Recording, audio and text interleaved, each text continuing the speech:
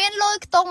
$20,000អត់ចង់ប្រើប្រាស់ឡានស្ពតទៀបចង់ប្រើប្រាស់ឡានខ្ពស់ដែលលក្ខណៈអភិជនស៊ីវិល័យនិងទំនើបទាន់សម័យនេះបងអាចសាកប្រើទៅលើរថយន្តមួយគ្រឿងនេះបាននេះគឺជារថយន្ត Maybach GLS 600ដែលជារថយន្តដែលមានប្រព័ន្ធ system ទំនើបនិង option ពិសេសហើយក៏ទទួលស្គាល់ដោយអន្តរជាតិតែម្ដងចំពោះរថយន្តនេះដែរបងគឺផ្នែកខាងក្រៅគឺពណ៌ខ្មៅផ្នែកខាងក្នុង interior ពណ៌ទឹកក្រូចបូកជាមួយនឹងក្រមមេពណ៌សបន្ថែមជាមួយនឹងឡាញខ្មៅឃើញថាស្អាតនិងប្លែកខ្លាំងមែនតើបងហើយចំពោះស្បែកកៅអីគឺទន់រលោងងាយស្រួលក្នុងការធ្វើដំណើរតែម្ដង